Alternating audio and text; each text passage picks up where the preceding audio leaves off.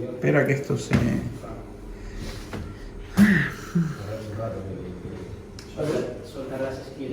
Bueno, pues muy buenas noches y sea todo el mundo bienvenido, masas ingentes, a una nueva actividad de la 13ª semana del cómic de La Laguna. Vale, pero en parte es que me escuchen, pues al final esto queda para la posteridad y lo importante es que veas aquí al artista. Vamos a ver, estamos en una actividad en la que tenemos con nosotros una vez más al artista afincado en La Palma, Nano Barbero, que ha tenido la gentileza de hacer dos cosas este año.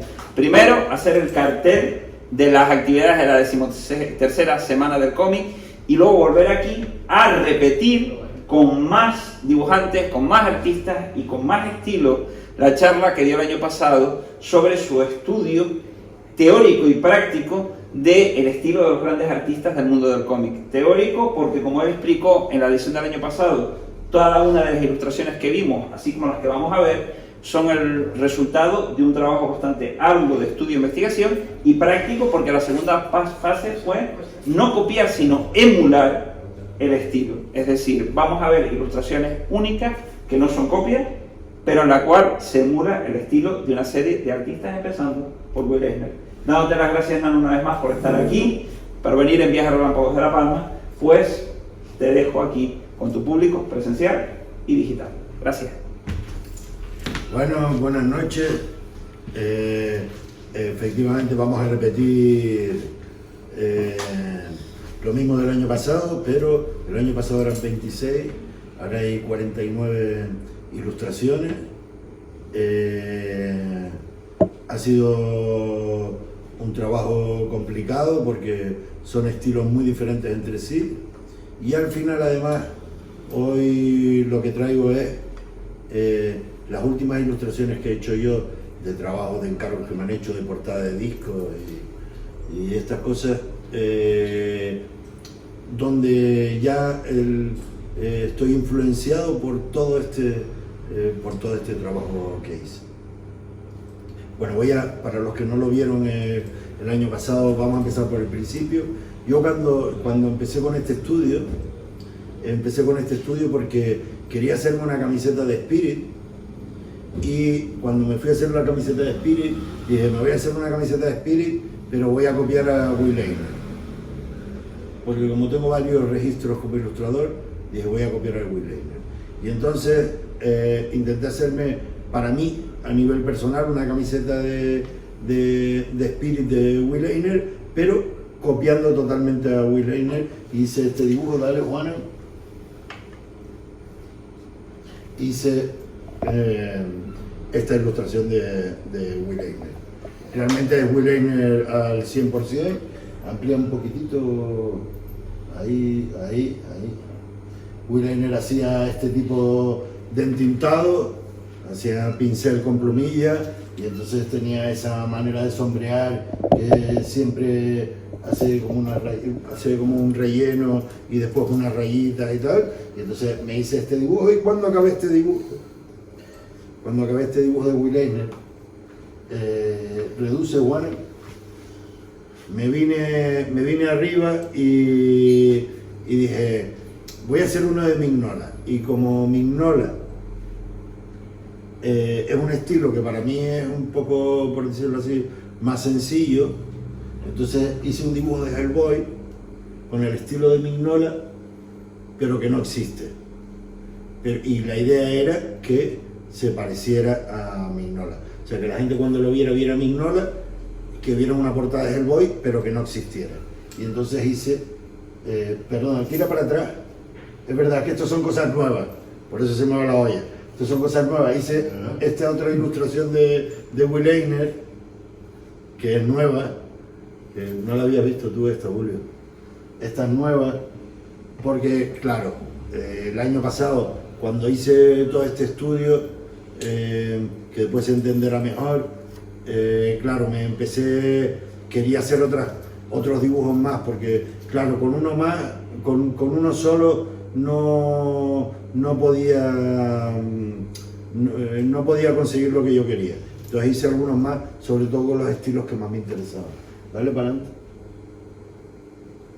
Hice a Mignola, hice este dibujo primero de Mignola, que no de Mignola, es mío al 100%. O sea, aquí no hay nada de Mignola, sino el logo de Hellboy. Entonces, claro, aquí me vine arriba, era un estilo que era muy familiar conmigo, hice este dibujo, me lo pasé genial, me encantó, y después este año he hecho el siguiente, que sí es de Mignola, que es el Batman Noir de Mignola, y este sí es una copia del original para estudiar el estudio, que Mignola hace muchas cosas con Rotring, con una línea muy suelta, y después hace rayitas que no tienen sentido, pero que al final le da una composición genial al resultado. Claro, cuando acabé el anterior de Mignola, el Hellboy, se me ocurrió hacer Carlos Ezquerra y tirar a Wet Dread, y ahí todo ese subidón que me dio, intentar hacer un Wet Dread con el estilo de Carlos Ezquerra inventado, habría tardado demasiado tiempo. Y entonces dije, bueno, voy a hacer un estudio de Carlos Ezquerra y voy a copiar un dibujo del Wet Dread, pero yo voy a hacerlo con la misma intención que hacen los pintores cuando se van al Prado, que es coger un dibujante de cómic, analizar el estilo que hace y copiarlo. Y cuando la gente lo vea, no vea un dibujo mío, sino vea del autor. Yo voy a aprender un montón y voy a conseguir reflejar un poco el estilo. La segunda complicación era que a estilos tan analógicos, yo hice los dibujos originales, los tengo hechos a lápiz, pero después los pasé a digital, y entonces tuve que crearme una serie de pinceles para poder emular el estilo analógico en digital. Y eso fue una complicación, que es lo que me dio vidilla con todo esto. Entonces, dale ahí, siguiente. Siguiente fui a Neil Adams, a hacer un Batman clásico de Neil Adams. Claro, aquí se me puso la cabeza loca, digo, ¿cómo voy a hacer? ¿Cómo voy a imitar el estilo de Neil Adams inventándome yo algo? Es algo muy complicado. Igual para hacerlo necesitaría un año de trabajo copiando a Neil Adams para lograrlo. Entonces dije, no, voy a conformarme con estudiar el estilo de cómo trabaja Neil Adams, y voy a que se siga viendo el estilo de Neil Adams en el dibujo que hago. Y entonces hice este Batman. Neil Adams es de los autores que le dio un vuelco ahí a Batman y lo hizo ver de una manera un poco más dinámica y más seria. No era una cosa tan clásica. Después veremos algún Batman más, pero no era una cosa tan clásica. Dale. Ve, aquí me fui a Carlos Ezquerra, y claro, con Carlos Ezquerra parece sencillo, no es nada sencillo. Cuando copié este dibujo me volví loco y descubrí cosas que las estaba comentando antes con Juana. Nunca había hecho un análisis tan exhaustivo de Carlos Ezquerra, y es que el tío hace una doble línea discontinua. O sea, el tío cuando engorda la línea hace una línea discontinua alrededor que nunca me había fijado hasta que lo copié. Y me pareció algo tan original, no se lo he visto a ningún otro autor. He copiado a muchos autores, no se lo he visto a ningún otro autor.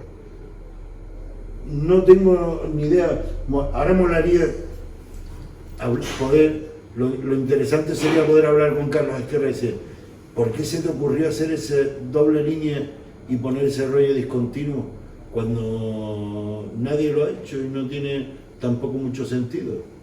Porque una cosa es que la línea fuera rugosa, pero yo nunca me había fijado, y cuando amplié el dibujo para copiarlo me di cuenta de esa línea discontinua.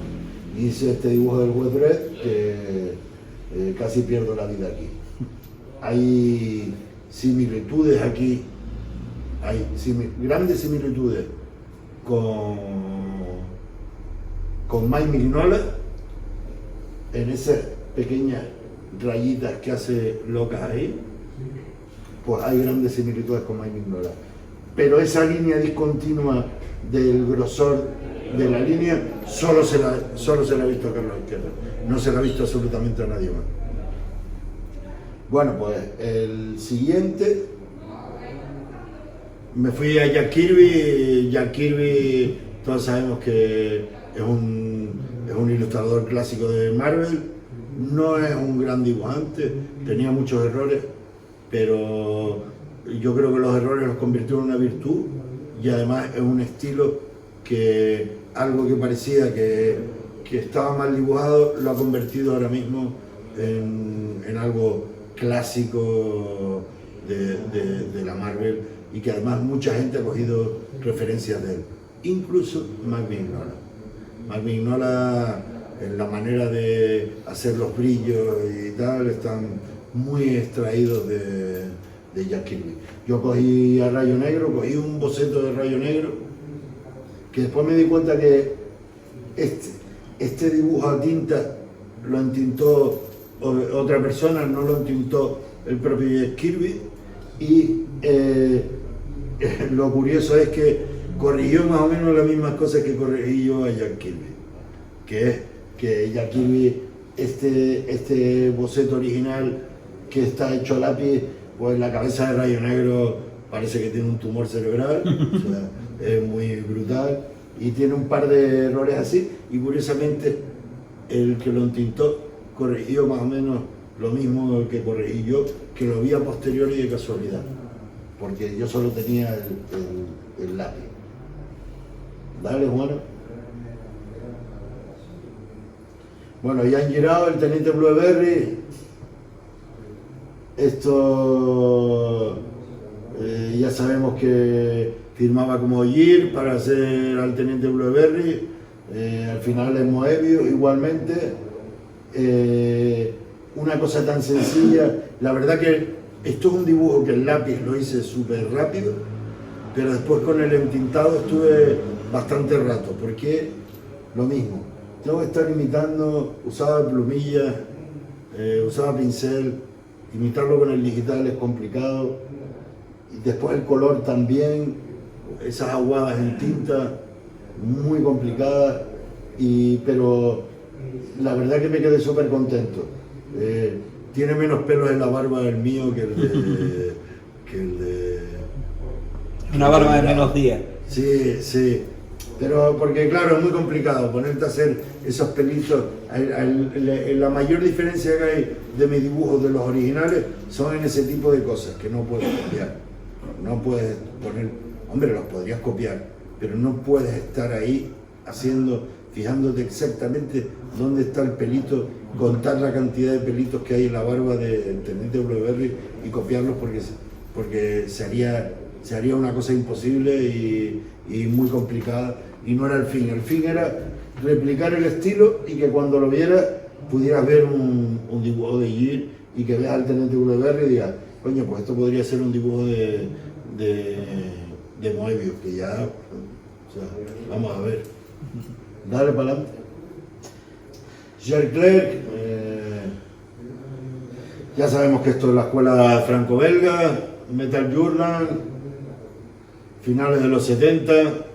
Esta gente le dio, como después veremos a Yves Chaland, esta gente, Gilles Clerc como Yves Chaland, le dieron una vuelta de tuerca al estilo franco-belga.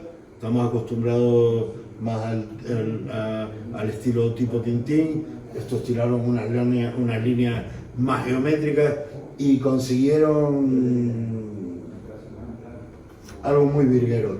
Cualquier ilustración de Gilles Clerc se convierte en un cuadro que puedes poner en una casa y adornar y te decora la pared, porque tiene un estilo muy afable y donde yo creo que mezcla la decoración con el diseño y la ilustración. Dale para adelante. Dale para adelante, bueno.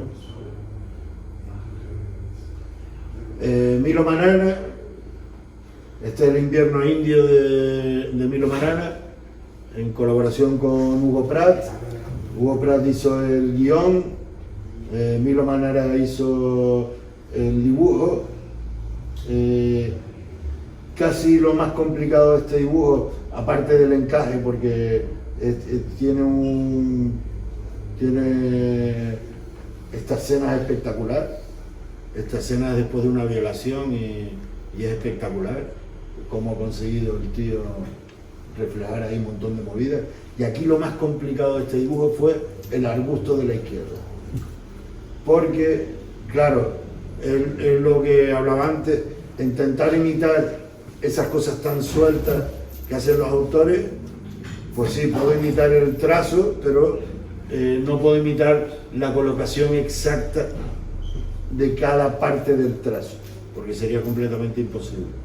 Pero la intención era la misma, que el que conozca el cómic, cuando lo viera, que no se va a fijar en esos detalles, vea a Milo Manara, ¿no? De hecho, tengo algún amigo que no conoce mucho el tema del cómic, y cuando lo vio me dijo, coño, son Milo Manara, ¿no? Yo creo que esa era la función final de este estudio. Tira para adelante. Jordi Vernet, un tío espectacular, dibujando lo mismo, tuve que generarme unos pinceles para imitar el pincel seco de él, que es muy complicado, Yo tenía que ver al final, mirarlo y ver a Vernet. Yo creo que eso lo conseguí, que me parecía la parte más complicada. Me pasó lo mismo que con Giraud, hice el lápiz muy rápido y después con la tinta estuve mucho tiempo.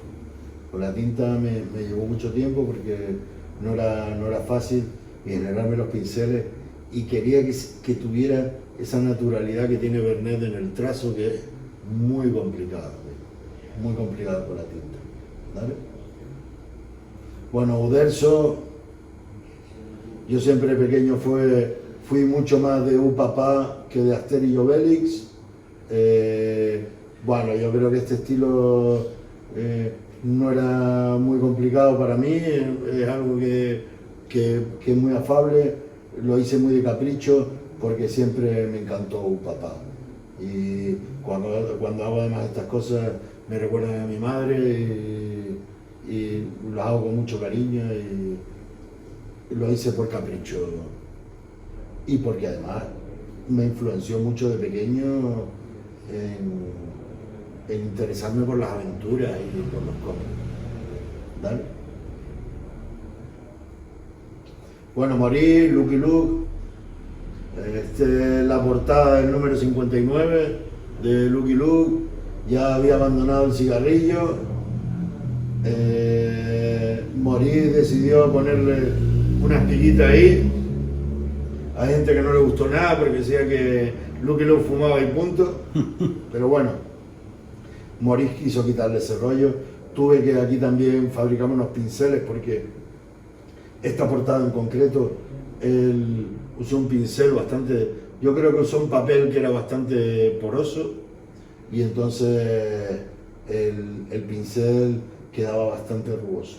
Y tuve que fabricarme un pincel que imitara eso y ponerle una textura en el papel que me diera ese efecto a pintura. No sé si en la época sería una mezcla de acrílico y algún toque de aguadilla ahí que le metía. Pero bueno, y esto morí, Lucky Luke tenía que estar. Dale para adelante. Y Bechalán, lo mismo, la escuela Franco-Verga, lo mismo que Serclerc, se mató muy joven en un accidente de tráfico, un tío excepcional. Era un genio de las curvas, o sea, cómo hacía todas esas curvas. Yo creo que tenía un control espectacular de la regla de curvas, o sea, esa regla que tenía tantas curvas que yo creo que nadie nunca llegó a manejar bien. Yo la tuve y nunca llegué a manejarla bien. Yo intenté imitarlo, además haciéndola a pulso, lo pasé muy mal, sobre todo en las curvas de arriba, fue muy loco el intentarlo. Hay algunas cosas que no me gustan, pero porque yo lo hice a pulso y él usaba para hacer todo esto reglas y tenía un control impresionante, y el tío es un genio y yo no. Esa es la diferencia. Dale. Yami Yewlet, Tanguel, otro tío excepcional que además fundó Gorilla y que tiene un estilo muy especial donde mete 1000 detalles. Yo tampoco veo un gran dibujante, pero sí un tío con una técnica espectacular y que con un estilo muy propio, que ha sabido gestionar el estilo, sobre todo yo creo que hay mucha diferencia en este tipo de gente en las portadas que hacen y después el interior. El interior es muy dinámico, pero no tiene tanta calidad gráfica, pero en las portadas y en las ilustraciones sueltas el tío invierte mucho tiempo en detalle y en que quedan los dibujos con muchos detallitos. A mí me encanta el bichillo ese que está colgando ahí de la pistola, abajo del todo. Súbelo, ahí de la pistola. Aquí está bastante imitado la técnica de tinta de él. Y bueno, la verdad es que no me quedé muy contento porque cometí un error que cuando le hice el lápiz lo hice sentado sobre una silla apoyado en una tabla, y la diferencia es que esta tiene una pequeña distorsión porque al hacerlo yo sentado tumbado en una tabla me quedó un poco más alargado. Pero lo dejé así porque seguía siendo la idea original, seguía siendo imitar la técnica y no necesariamente que fuera perfecto, sino que cuando lo viera, cualquiera viera al autor y dijera, esto es un dibujo de Yami Yewlet. ¿No? Esa era mi intención. Dale para adelante. De Richard Corben cogí este dibujo, podía haber cogido a Dem, podía haber cogido cualquiera. Esto es de un cómic de Eric Powell. Yo creo que además le venía a Corben genial este tipo de personaje y no sé, siempre me gustó mucho este dibujo y era una manera de salirme de lo clásico de Richard Corben y coger una ilustración. Me acuerdo cuando empecé a hacerla que parecía fácil porque claro, todas estas cosas, todo lo que tiene este tipo de ilustradores que parecen fácil, pero después cuando te pones a indagar en el estilo, intentas imitarlo, no es tan sencillo imitarlo, repito, y que veas al autor, porque esa era la función principal del estudio. Dale para adelante, Juana. Cogí el Valle de las Cobras, la gente, siempre todo el mundo era muy de Tintín, aquí me pasa como con Uderzo, yo era más de José y Joco, siempre me gustaron.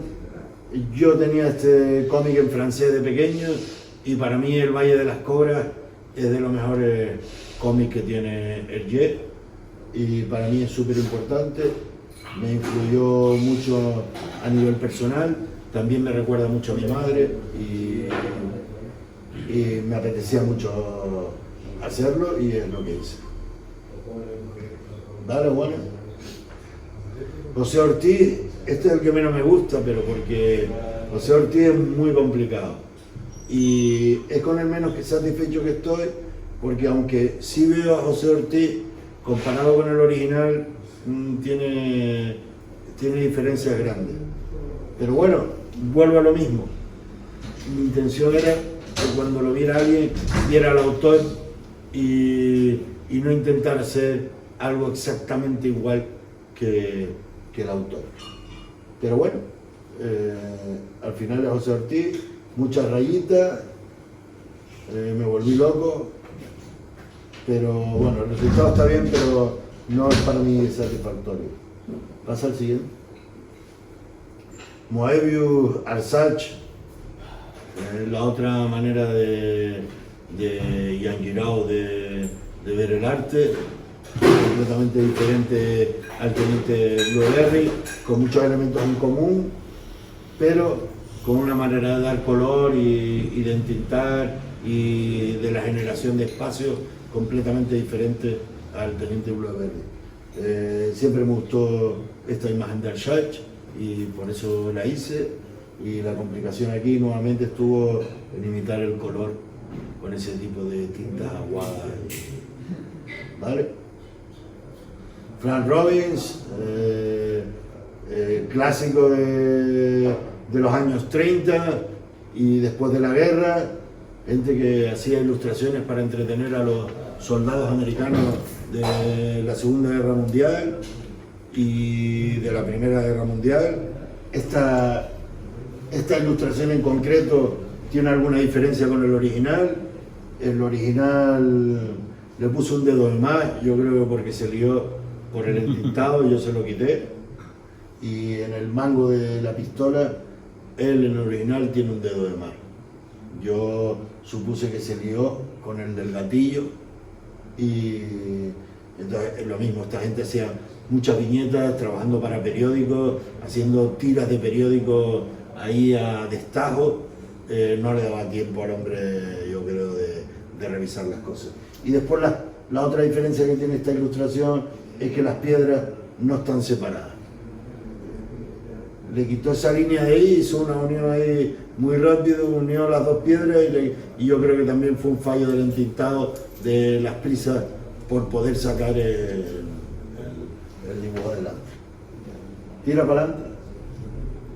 Messier, Valeria y Laurín, Valeria en espacio, agente espacio-temporal. Con Messier es de esos que dice voy a hacer la más sencilla y ninguna es la más sencilla. Todo súper complicado, con muchos detalles. Lo mismo, tuve que fabricarme unos pinceles para poder hacer esos efectos de Vía Láctea que hacía él, y las manchas esas de pincel seco que hacía, y también combinaba aguadillas en tinta con... Bueno, ya todos sabemos que la Guerra de la Galaxia está copiada de esto, o sea que tampoco es nada nuevo, aunque a los fans de la Guerra de la Galaxia les duele el reconocerlo. Pero el señor Messier fue el que influenció en eso. ¿Vale? Liberatore, esta ilustración de las que más me costó colorear, porque claro, él hace una mezcla de tintas con aguadas, con lápices de color. Son cosas complicadas de replicar. Si encima lo intentas replicar en digital, más complicado todavía. Pero siempre me encantó esta portada de Liberatore, y estoy muy contento con el resultado, porque yo tengo la portada original en casa y lo veo y digo, hombre, siempre hay diferencias, siempre en las manchitas, lo mismo, las manchitas de sangre, en esas cosas que no puedes ir mirando exactamente dónde está colocada cada una, es donde está la diferencia. Pero se ve que es Liberatore, que era lo que yo quería. Dale, Juan. Hal Foster, todo pasa lo mismo. Busqué la más sencilla y no había ninguna sencilla. El Hal Foster no hacía nada sencillo. O sea, él cuando dejó Tarzán se embarcó en El Príncipe Valiente y ya no pudo hacer nada más en su vida. Porque es que son tan elaboradas todas las ilustraciones del Príncipe Valiente que es muy complicado.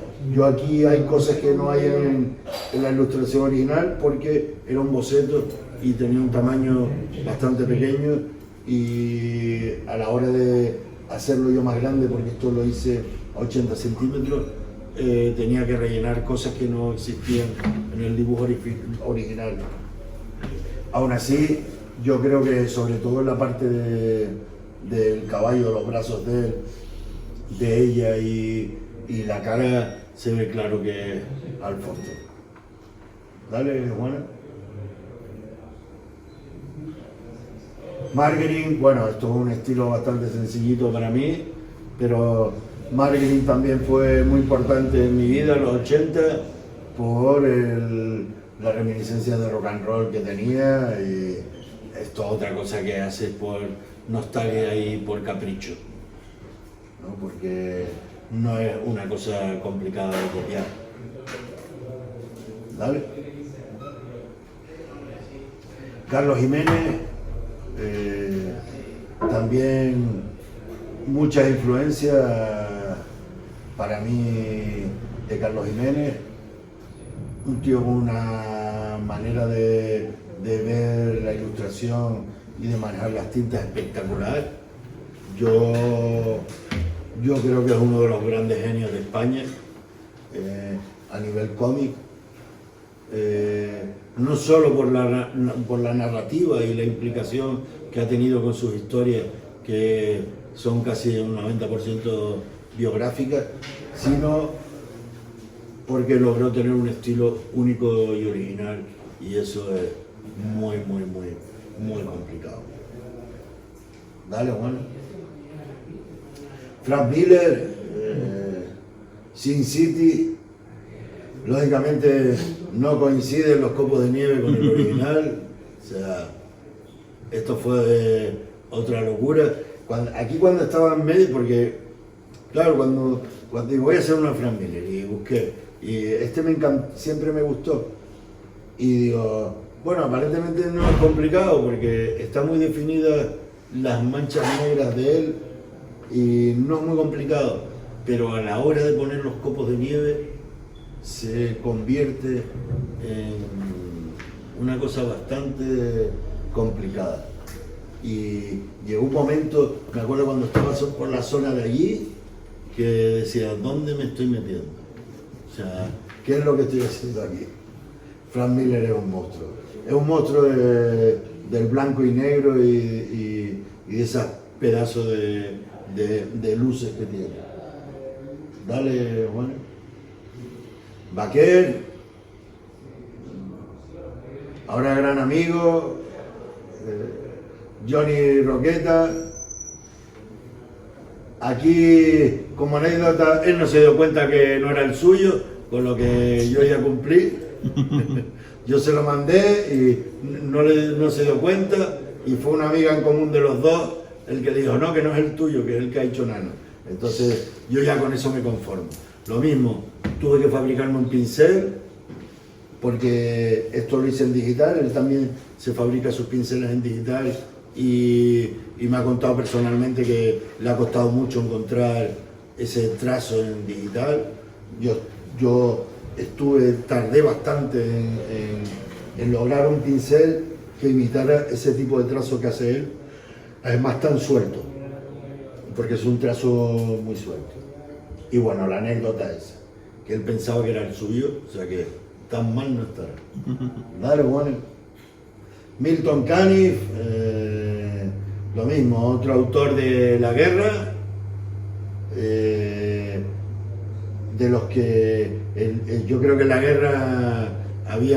guerras mundiales habían dos entretenimientos: las chicas que enviaban allí a hacer show y los dibujantes de cómics de la guerra. Y Milton Caniff es otro de esos, muy centrado siempre en la aviación, yo creo, porque era algo bastante dinámico y vistoso, y donde podían coger muchas referencias. Milton Caniff el año pasado tenía otro dibujo, este año hay varios, porque el estilo de Milton Caniff es algo que me interesa bastante. Dale, bueno. Entonces de Milton Caniff también he hecho alguna viñeta, y lo mismo, para ver cómo entintaba.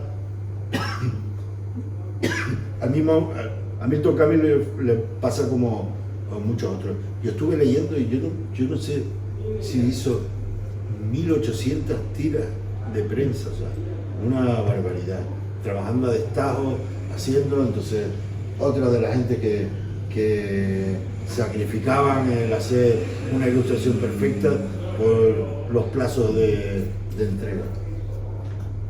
Y bueno, repliqué esta viñeta porque me gustó, y después, dale, bueno. hice esta secuencia, que también me parece genial, porque tiene una narrativa en 3 viñetas. Esto es lo que él estaba ahí dándole todos los días, resolver en 3, 4 viñetas un día en el periódico, ¿no? Que llegaras al periódico y vieras estas 3 viñetas y al día siguiente quisieras ver otras 3 viñetas más, ¿no? A mí esto me parece una pasada. Dale, Juan. Bueno, Miss Lace, lo mismo, de Milton Caniff. Aquí se nota un montón cuando hacía una ilustración suelta, cómo le dedicaba mucho más tiempo y más dedicación. No era algo que tuviera tan plazo de entrega, ¿no? Si voy a hacer esto y esto me lo puedo tomar con tiempo, y se nota en muchas cosas, en las proporciones, en la manera de tratar las tintas, en las caras de ella, en muchos detalles. ¿Vale, Juan? Esto igual. Dragon Lady también, de Milton Caniff, lo mismo, una ilustración de él. Esto ya está metido en ese tipo de... Él hacía muchas hojas sueltas de chicas, y aquí se nota donde, aunque está muy bonito el dibujo, no es la misma calidad del dibujo anterior, en proporciones y en muchos detalles. Pero es bonito por la técnica que tenía él. ¿Vale, Juan? Esta es de mis favoritas. Me pegué un montón de tiempo para replicar este dibujo. Plumilla con pincel, el beso, cómo conseguía el tío con 4 líneas resolver esto. Volvemos a una portada, por lo que en las portadas lo mismo que el anterior, le dedicaba más tiempo, la composición y las proporciones y todo son muchísimo mejor. Y cómo refleja ahí esos aviones metalizados de la época, lo ves ahí y ves que es un avión metalizado. O sea, el tío tenía mucho control para poder reflejar eso, de que no era un avión pintado, era un avión de acero. ¿Vale, Juan? Bernie Wrightson podía haber cogido muchas, eran todas complicadísimas, muy complicadas. La manera que tiene de entintar Bernie Wrightson es muy complicada. Yo os digo, elegí esta porque era muy sencilla y no es nada sencilla. Me volví loco con ciertas partes, este tipo de partes de ahí, sobre todo del brazo. Baja, bueno. No, al revés, perdona, sube un poquito más. Toda esta parte de aquí me costó una barbaridad. Y la parte del pelo y todo. Aquí yo también tiraba mucha línea negra y después de vez en cuando cogían un pincel blanco para liberar algunas zonas, porque era la única manera de conseguir ese tipo de efectos. Y después le gustaba hacer esas tramas cruzadas que son muy características de él, para hacer unos medios tonos en el fondo y generar una profundidad. Y de esta ilustración me parece un flipe el tema de la hierba que sale del cuerpo de él, cómo resolvió el tío de una manera tan sencilla lo de la hierba que sale del cuerpo de él. Dale, Juan. Ambros, bueno, el clásico de cómic español. El Capitán Trueno tenía que ponerlo porque yo creo que toda mi generación y la anterior y la posterior chupó del Capitán Trueno, y sobre todo lo que nos gustaba dibujar. Y bueno, esto es un dibujo muy fiel al autor, y lo mismo, buscaba que se viera. Corregía algunas cosas, pues sí, corregía algunas cosas, pero por lo mismo, porque eran a veces ilustraciones pequeñas y hechas pincel y muy rápido, y no eran de todo perfectas, ¿no? A veces las narices tenía mucha prisa y hacía una rayita ahí y hacía un manchoncito pequeño de bajo negro y a correr y listo. Dale, bueno. Dick Spring, creo que es de Dick Spring. Esta etapa de Bob Kane es muy complicada porque Dick Spring es uno de los ilustradores de Bob Kane que no estaban reconocidos y no firmaban nada. Eran como los esclavitos de Bob Kane.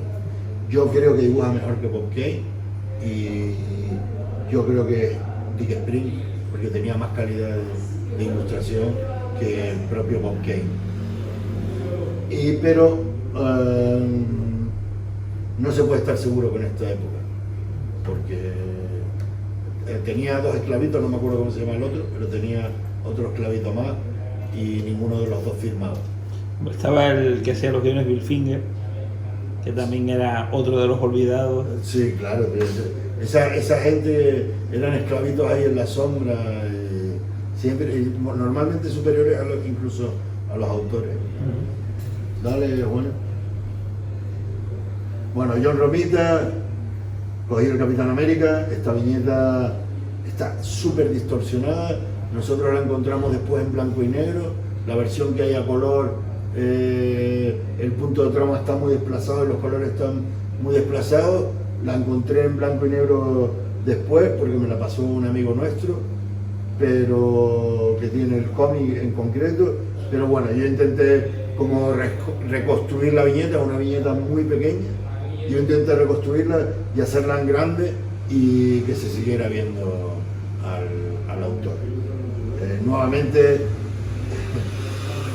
la lluvia y las gotas no coinciden con el original porque sería absurdo y meterme ahí en mucho infierno. Dale, Juan. John Buscema, cogí a Conan porque Conan tenía que estar. Casi todos estos dibujantes son las influencias que yo tenía de pequeño y los cómics que más me gustaban y lógicamente Conan tenía que estar.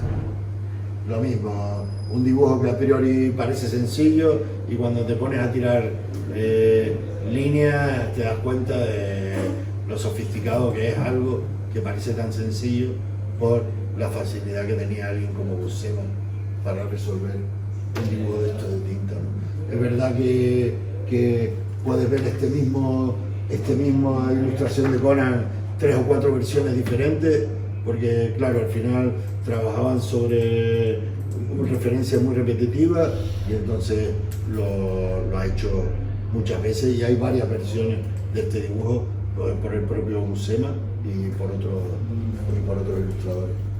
Dale, Juana. Burne Howard, él cogió el reemplazo de Hal Foster cuando Hal Foster dejó Tarzán, porque Hal Foster es el que le dio a Tarzán, es el que sacó a Tarzán de las historias clásicas de Tarzán y le dio un poco más de aventura a Tarzán. Cuando Hal Foster dejó Tarzán para dedicarse al 100% al Príncipe Valiente, Burne Howard es el que cogió El Testigo, se obsesionó también con Tarzán y lo mismo, un dibujante excepcional, muy criticado por la falta de proporciones y por cómo trataba a los personajes, pero después en cambio sus libros de anatomía son de lo más leídos y es por lo mismo que hablamos siempre, plazos de entrega, muchas viñetas, demasiados encargos, él hacía otras cosas. No pasa lo mismo con Hal Foster, que Hal Foster se centró ahí en El Príncipe Valiente y tiene viñetas que debe haber estado con una sola viñeta un mes.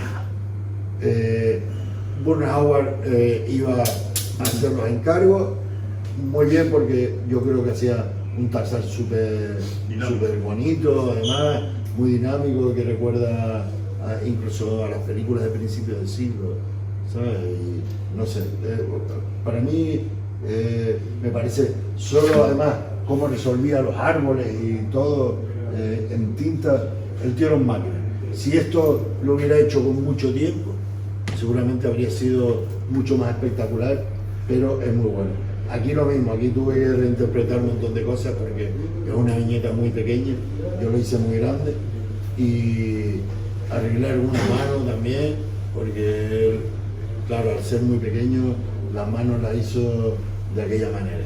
Pero intenté respetar al autor al máximo y sobre todo en Tarzán y en los árboles y la vegetación se nota que es Borneo, ¿vale? C.C. Beck y Pete Costanza, lo que me gusta de esta gente es que, bueno, C.C. Beck, cuando me puse a indagar en él, tiene muy poca trayectoria realmente, no tiene tanto como Costanza. Aquí el lápiz es de Beck y la tinta y el color es de Costanza. A mí, lo que más me sorprende es la influencia europea que tenía este dibujante, que se acerca al rollo franco-belga y se ve en el Cézanne. Cuando no es Cézanne se ve que el tipo de ojo y casi incluso la postura es casi de cómic franco-belga. Y bueno, esto es cuando era Capitán Marvel, antes de tener los problemas de derecho de autor y tener que denominarlo Cézanne. Y esta portada siempre me gustó, me parece una virguería. Dale, Warner. Jack Davis, un monstruo de la ilustración, caricaturista, viñetista de Dominical, o sea, contaban muchas cosas en una sola viñeta que me parece muy complicado. Bueno, aquí cogí esta, lo mismo, porque son de esos autores que dicen, voy a hacer la más sencilla que vea, y la más sencilla es un infierno, y dice, pero esta gente, o sea, ¿qué nivel tenía esta gente? Que lo que para uno es lo más sencillo, después cuando te pones a realizarlo es súper complicado. Cogí este Soldado Confederado porque me encantó y tiene muchas rayitas y me volví loco. Es lo mismo, me pasa como con otras, como con Bernie Wrightson, que cuando te pones dices, ¿dónde me estoy metiendo? Voy a copiar todo esto sin tener la soltura de él. Es una cosa que me pareció complicada, pero me gusta mucho el resultado. Ya he comentado con Juana, veo muchas influencias de Carlos Jiménez en Jack Davis. O sea, está claro que en algún momento Carlos Jiménez cogió muchas referencias de Jack Davis porque le llegaron publicaciones americanas o por lo que sea, y yo le veo muchas. En la manera de entintar y en la manera de tratar ciertas cosas como las manos. ¿Pasa, Juana?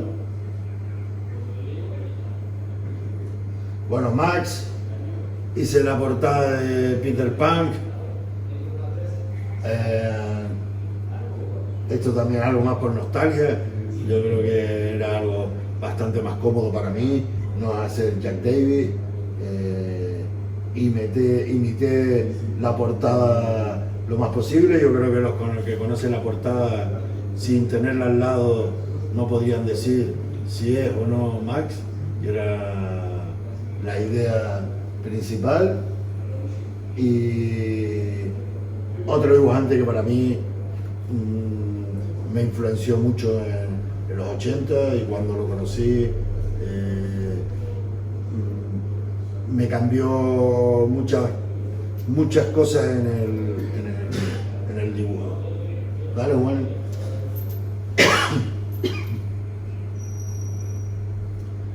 El último es Herman Hoppen, La Escuela Franco-Belga.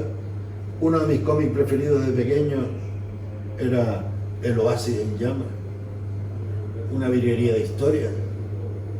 Un cómic a mí de pequeño lo veía y lo volvía a ver. De hecho, en esta imagen, que de mis preferidas del cómic, es esta imagen. Y aquí ni siquiera sale el protagonista.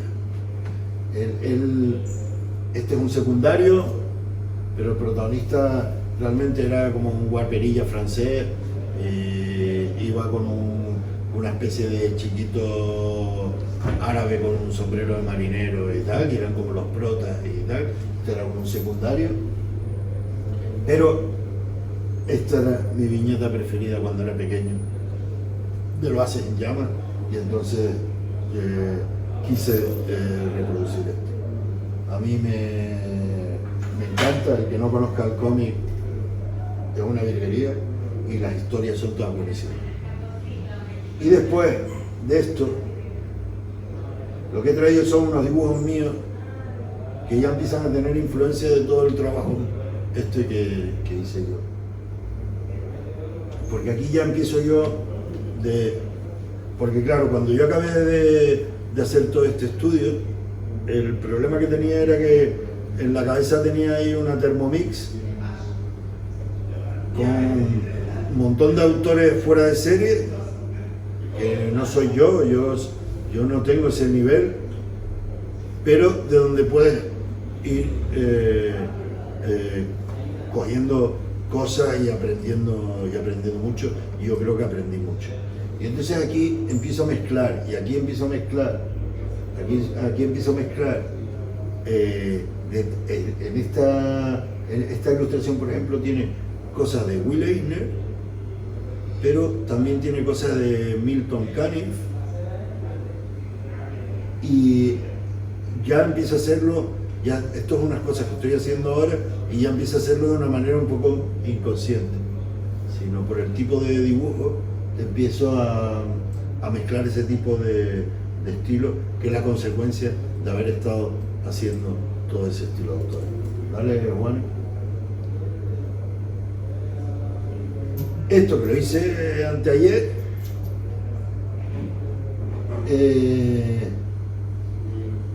tiene un montón de cosas, Lo mismo, un dibujo que voy a hacer un dibujo a tinta y tal, pero le voy a dar un acabado ahí un poco en los contornos y eso que hacía Carlos Jiménez, pero después no tiene nada de Carlos Jiménez en nada más, sino en eso, y es, no sé, ya no se parece a ninguno, pero tiene recortes de muchas cosas. Dale, Juan.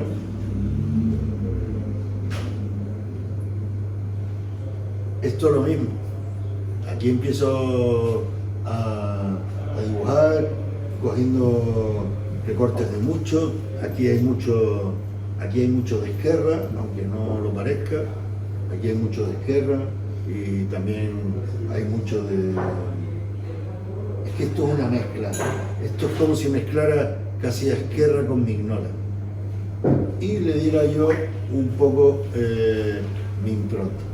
Pero tiene esas dos influencias, por lo menos para mí claras, cuando lo estoy haciendo, en las referencias que estoy haciendo. Dale, Juan.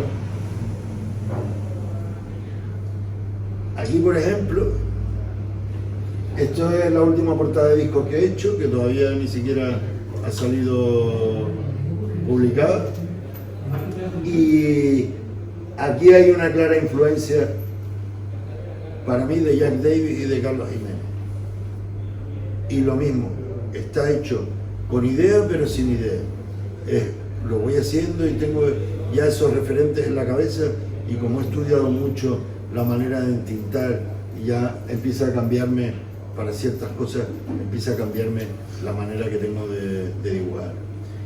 Que era lo que yo quería. Yo lo que quería con todo esto era mejorar dibujando y que me diera otro enfoque. No sé si tengo alguna más.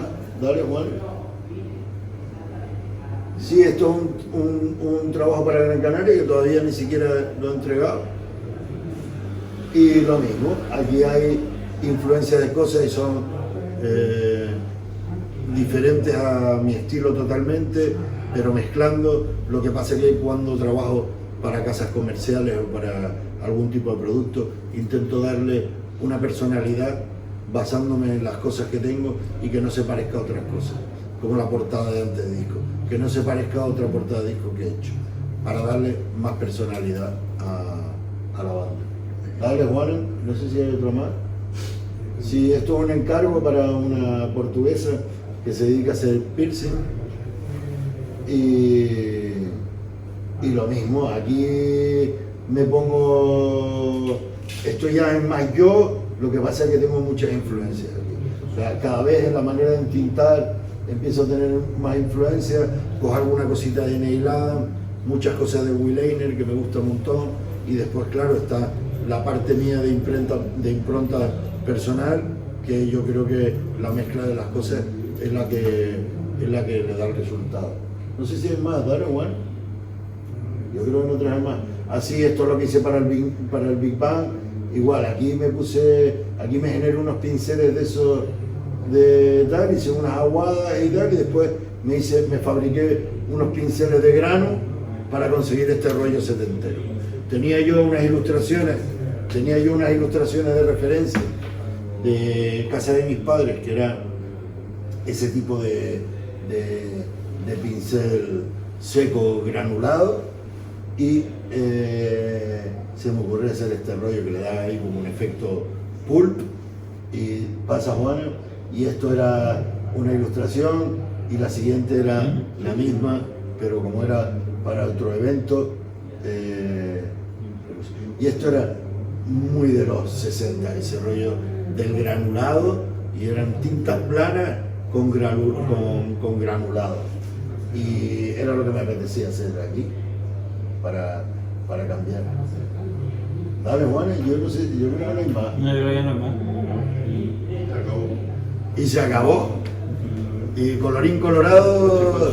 ¿Este cuento se acabó? Este cuento se acabó. Hasta la edición del año que viene. Hasta la edición del año que viene, que habrán otras sorpresas diferentes. Muy bien, pues ahora turno para preguntas, tanto aquí como en internet. Quienes Claro, quieran. a ver, si alguien quiere preguntar algo, pues está en su libertad. Tú has comentado, Nano, el tema de fabricar los pinceles. Estás hablando de la utilidad en digital. ¿Te planteaste en algún momento el intentar hacerlo con las herramientas que ellos tenían en su momento? Sobre todo los que eran más... Sí, lo que pasa es que yo creo que ni la vista me lo permite, y yo creo que sería más fácil después de haberlo hecho en digital. Porque yo creo que ahora, claro, porque al haberlo hecho en digital y tener que fabricarme el pincel, sí que me hace pensar en el rollo analógico. Y yo es verdad que a lo mejor no lo he usado en ilustración mucho a nivel dibujo normal, pero en la primera época de la publicidad se usaba mucho la ilustración, y sí que tendrías que ir variando de estilo. Y puedo imaginarme cómo era el pincel. Yo creo que lo podría imitar al natural, si la vista me lo permitiera. Igual cuando me opere la vista. Sí, yo creo que no tendría problema. Porque cuando lo veo, o sea, cuando estoy haciendo Mignola, sé que ha estado usando un Rotring, y sé que eso lo ha hecho con un Rotring.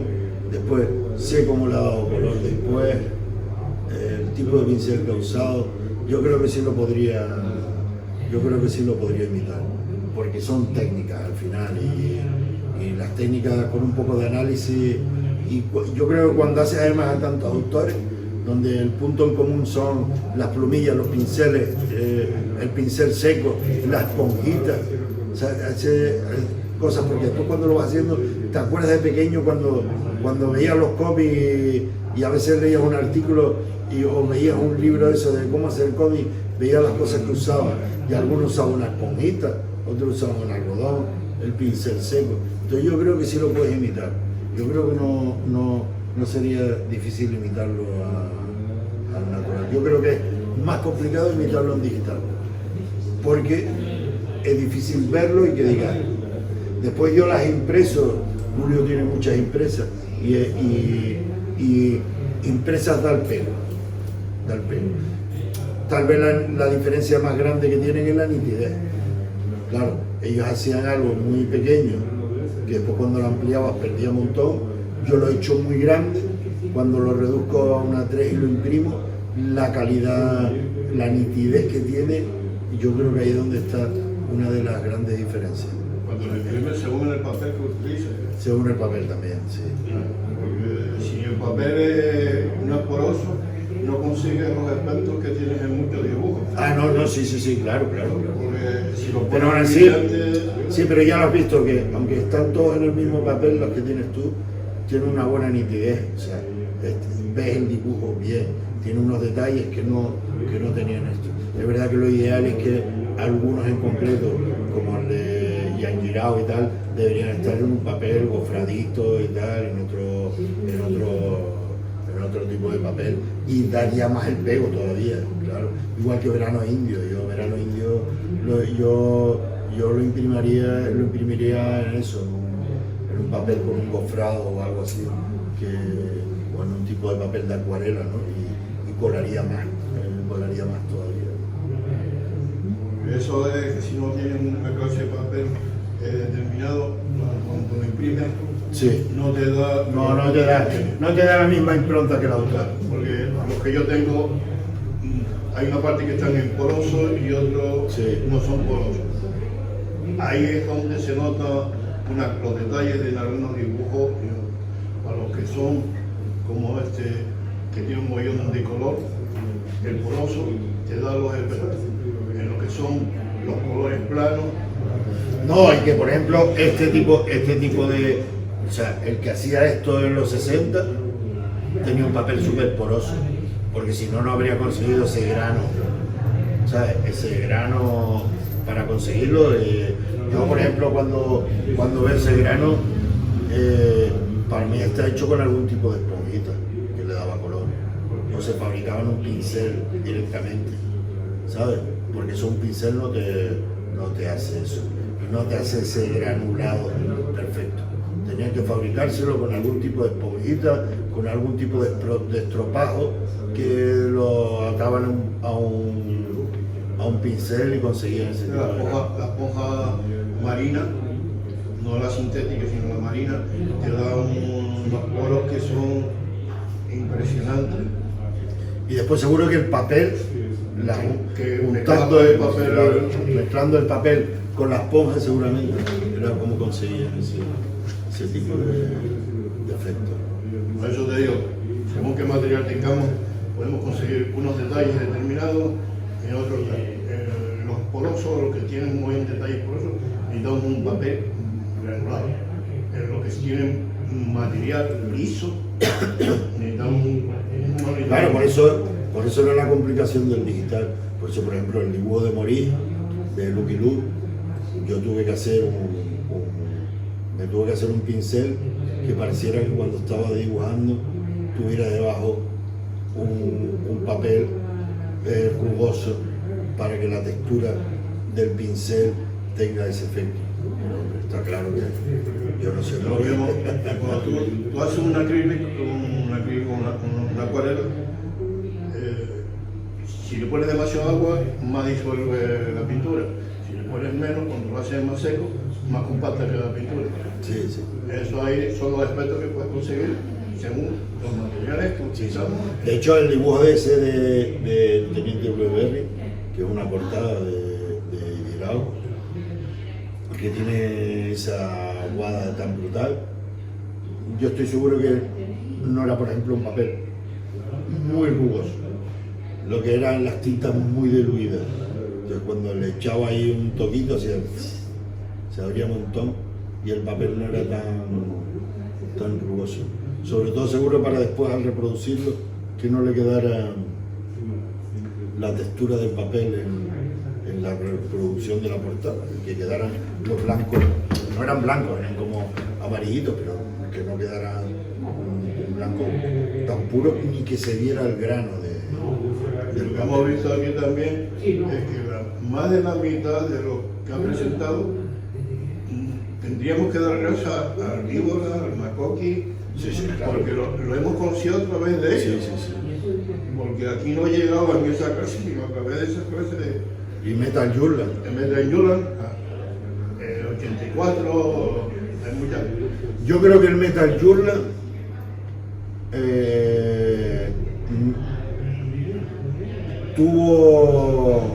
tuvo mucha influencia porque cambió un poco todo lo que había en el panorama. Pero es que El Cairo también. Metal Yulan trajo los americanos. Y trajo más americanos. Y el Víbora trajo más a los franco-belgas. Y el Cairo. El Cairo. Bueno, esos tres son fundamentales para lo que hemos visto en lo que tú has presentado, desde mi punto de vista. Yo no soy ningún crítico, sino me gusta. No, pero Pero coño, pero tú tienes también Sí, una faceta artística y sabes de lo que estás hablando. Es lo que estamos viendo, que la influencia, que Víbora, hay muchos cómics que en España han pasado a ser historia por ser políticamente correcto. Y eso nos trajo toda una clase de actores que no se conocían. Claro, ahí entramos también en otro tema que es la libertad de comunicación que tenía eso, y por eso también nos influyó a tanto a nosotros de jóvenes, ¿no? Jóvenes locos por la música, las películas y los cómics, ¿no? Y se juntaba ahí la música con los cómics, y eso nos dio una libertad, además de pensamiento. Todos estos cómics y el Víbora, yo creo que, fíjate, sobre todo con el Víbora, a nivel mío personal, me doy cuenta que me dio un conocimiento urbano de cosas que me han servido el resto de mi vida para tener mucho más, la mente mucho más abierta con muchas cosas y entender desde muy pequeño ciertas cosas que después se convierten en algo, se me han convertido en algo supernatural con los años, y que hay gente que hoy en día todavía le cuesta entender, como es la cuestión de las drogas, el sexo y todo esto. Eso nos abrió muchas cosas.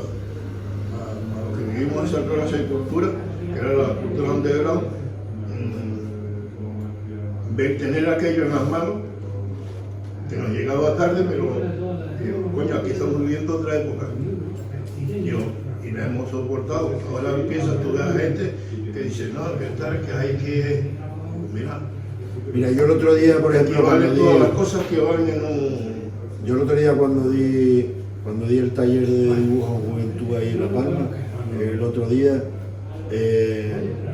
en un ratito estuve enseñándole los autores, porque quería que esos chicos y tal vieran un poco ese tipo de contenido, porque están muy acostumbrados al anime, al manga y, ¿sabes? Y a ese tipo de dibujo, y a Marvel y todo esto. Y cuando les empecé a enseñar, sobre todo, había una chica ahí que era la que yo creo que tenía más mano con el dibujo, y cuando conoció, por ejemplo, a Tanger, le encantó, porque no era algo que yo conociera, y se vio súper identificada con lo que ella quería conseguir dibujando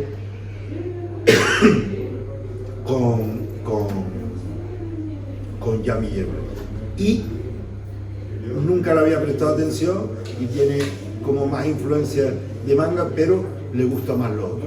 Entonces, cuando tú le enseñas los clásicos a la gente joven y les explicas la técnica y cómo trabajaban, y ellos tienen interés por eso, descubren un mundo que en la era de internet es muy complicado. Nosotros lo teníamos súper fácil, porque ibas a cualquier tienda y era lo que tenías ahí, y ellos ahora tienen sobreinformación y no tienen la posibilidad de llegar y saber cuál es el origen de lo que tienen. Y nosotros sí tenemos esos conocimientos. Ellos ya no tienen eso. Pero cuando se los enseña, hay muchos que empiezan a entender de dónde vienen las cosas. Yo creo que esa es la parte más interesante. Yo el otro día en el curso, lo que más me gustó fue eso, que ver a chicos de 15 años, de 13, de 16, apuntando en un papel autores.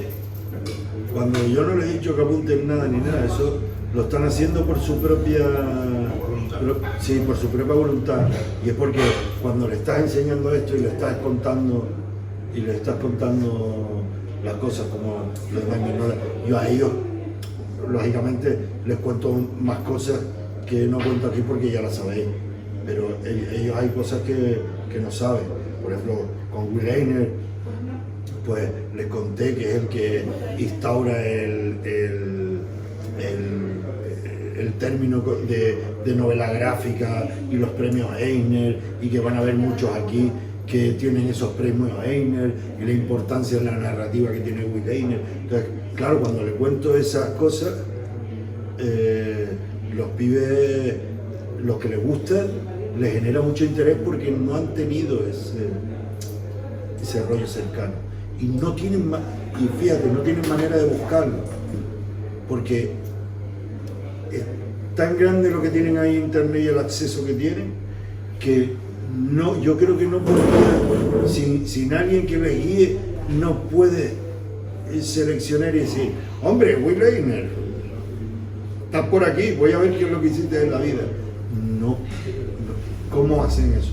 No tienen un canal. Si no tienes una persona que te diga, este es Will Eisner, los pibes tienen demasiada información como para poder absorber esos conocimientos. Vamos a dar a estos chicos con la música ya en su rollo. Oye, ¿qué tal, tío?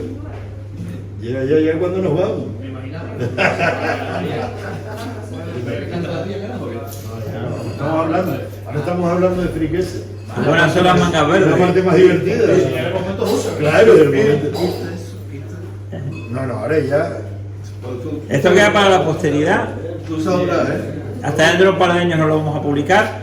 Oye, dicho esto, Nano, muchísimas gracias. Bueno, Y como pues gracias. Y se dice en las películas de Marvel, Nano Barbero volverá volveré. en la 14ª semana del Comité de la Laguna. Muchísimas gracias. Venga, gracias, Luis. ¿Cortamos? A compartirlo se habrá movido un poquito más.